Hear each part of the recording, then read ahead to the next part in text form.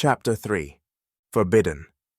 Return the bag back to the merchant's cart, ordered Makoto to the thief, while resting his left hand upon his sword.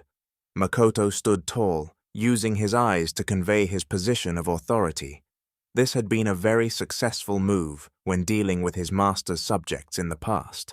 This time was no different. The thief dared not move or look at the samurai before him.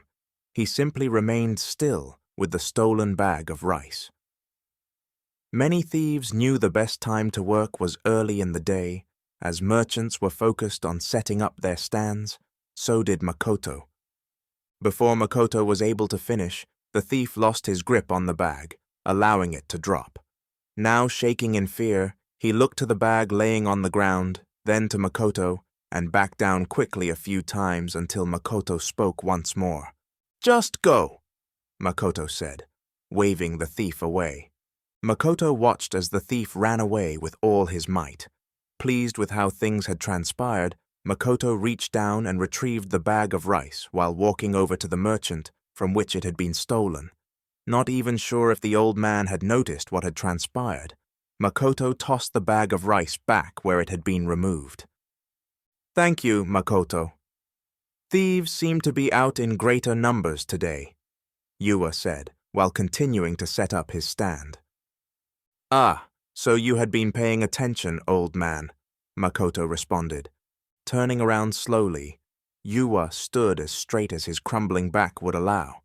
He looked to Makoto and said, "Making it to old age is difficult. I have done so by appearing not to notice many things. Also, by overlooking some young boy's behavior when he would sneak out to fish and drink sake. There, I survived by not telling your mother, who would have seen fit to end my time here." Both men chuckled slightly at thoughts of their younger days. Makoto very much wanted to stay and chat with his old friend, but knew there would be others around the market that would need his assistance. Hours passed while he walked through the crowded marketplace without so much as one person touching him as he walked. Being one of Daimyo Oda Nobunaga's samurai meant that nobody dared even brush up against him, and very few would make eye contact. This was also true when it came to members of Daimyo Nobunaga's house, particularly his daughter, Yasu, whom Makoto spotted walking with her guards. A smile battled to make its way upon his face, but Makoto successfully fought it back as his feet guided him in her direction. Yasu was the only one in his life causing him to feel fear. At least, that was what he believed it to be, having never felt the emotion before.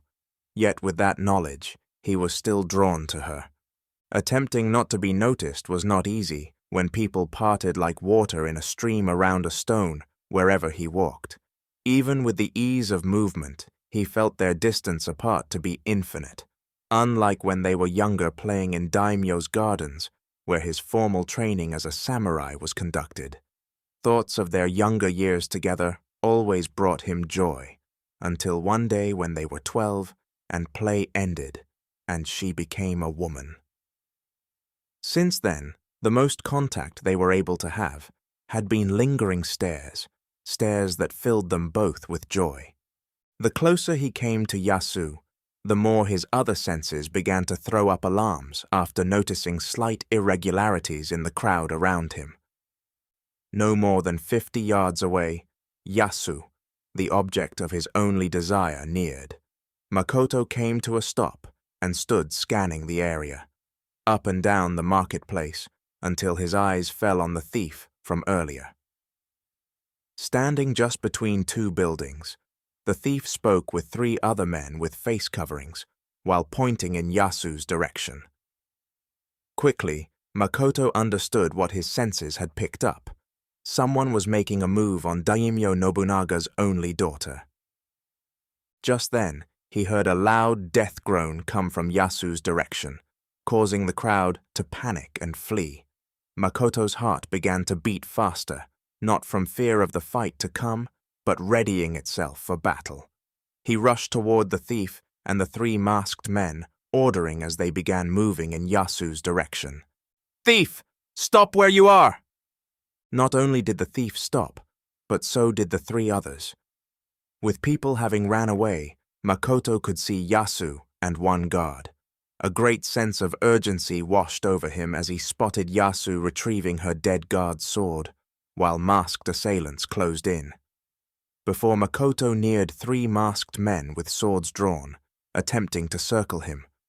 Placing his hand on his sword's wooden sheath, Makoto squeezed, freeing it slightly, while placing his right hand firmly on the sword's handle, ready to draw. "I pull my sword free. I will kill you," Makoto warned them, but they continued their advance. "So be it," Makoto said softly. He let out a powerful kick to the rear, contacting a fourth attacker that had been hiding in wait. Noticing another closing in directly in front of him, he dropped to his left knee and swiftly drew his sword. It sliced effortlessly through the air and disemboweled his attacker, leaving two approaching from each side. With greater concern for Yasu than himself, Makoto looked in her direction.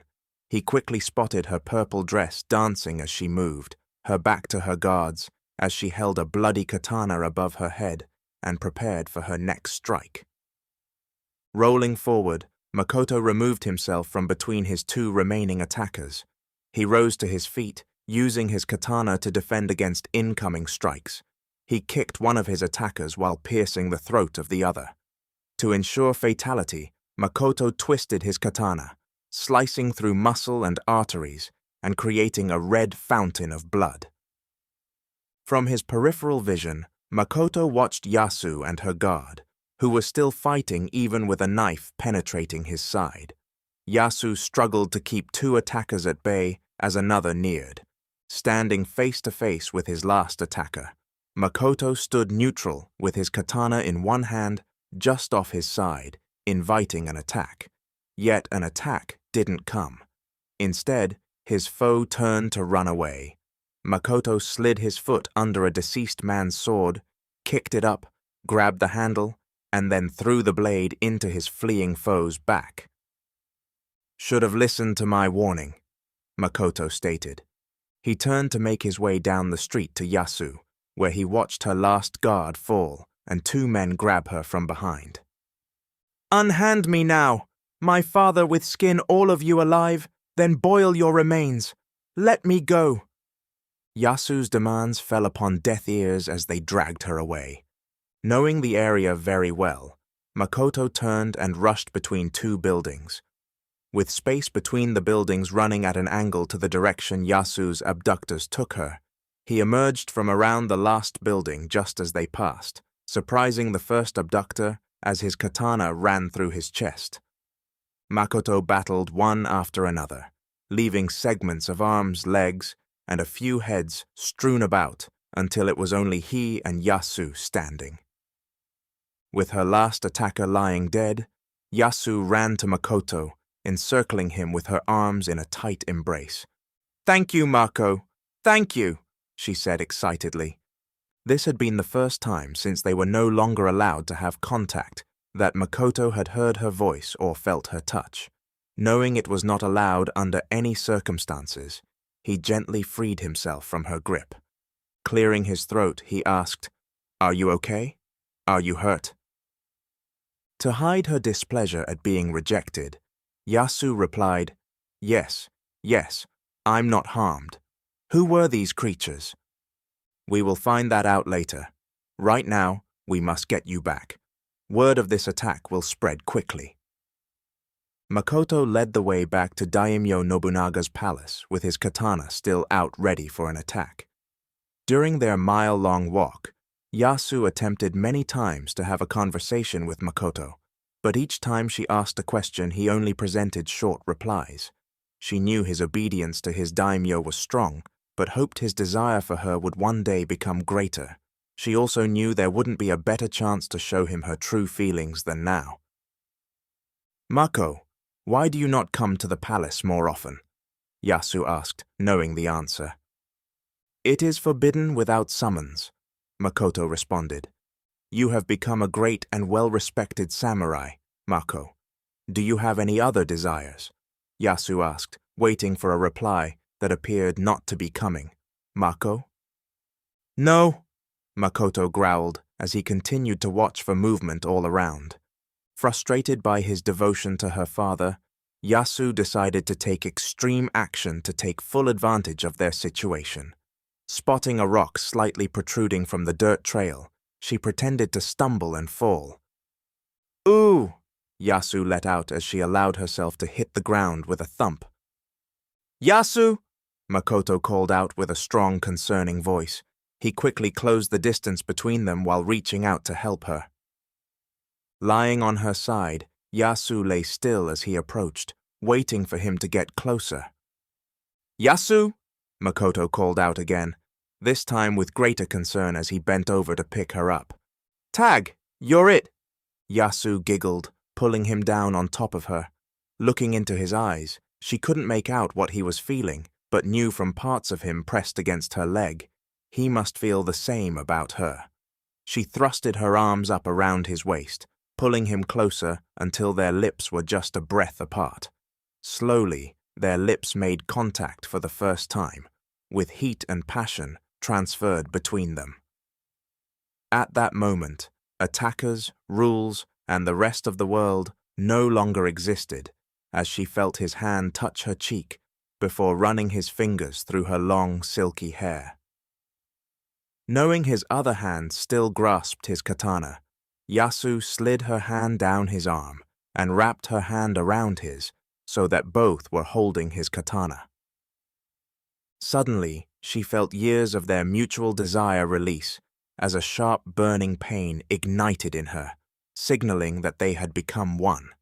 With every rhythmic motion, the pain subsided as pure ecstasy overwhelmed her.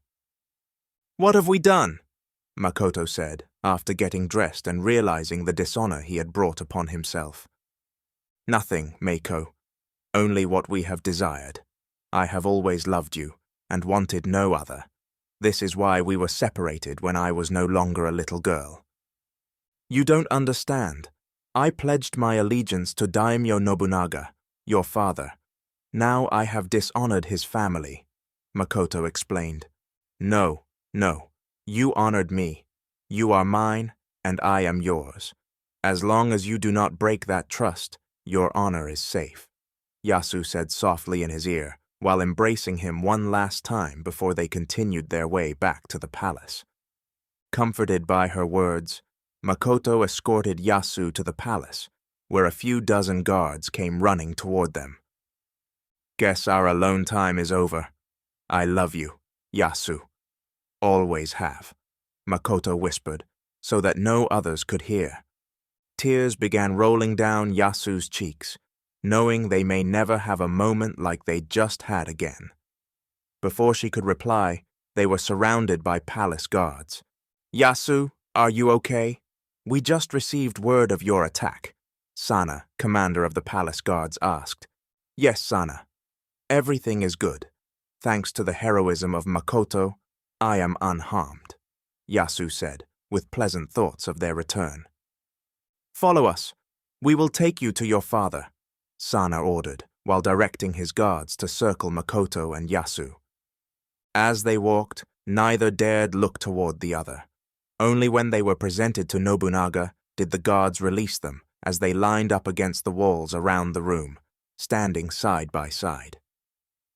Spotting Nobunaga, Makoto took 2 steps forward, while placing his katana across both palms. He then took a knee, holding his katana out and presenting it to his daimyo as a sign of respect. "Father!" Yasu exclaimed, walking hurriedly toward her father as he stood. Daimyo Nobunaga quickly hugged his daughter, then turned his attention to Makoto. "So, you are to thank for my daughter's safe return," Nobunaga stated as he walked down the steps to where Makoto knelt. After walking around Makoto once, Nobunaga stopped in front of him, saying, "Rise." He then returned to his throne, where Yasu still stood. As he stood, Makoto returned his sword to the safety of its sheath, all while keeping his eyes from looking anywhere but at the floor in front of him. "Have the perpetrators of this attack been dealt with?" Nobunaga asked, While keeping his gaze lowered to not look directly at Nobunaga or his daughter, Makoto stated, "All attackers, yes, I did witness one thief assisting them." With a puzzled look, Nobunaga asked, "Thief, how do you know this man to be a thief?" Without hesitation, Makoto responded, "Earlier in the day, I caught him stealing a bag of rice in the marketplace." "What was the punishment he received for this crime?" Nobunaga inquired with a hint of anger forming in his voice.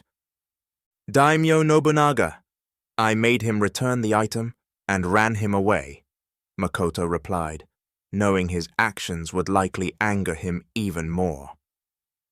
Face turning red with anger, Daimyo began shouting, "Ran him away! You ran him away? What kind of punishment is that?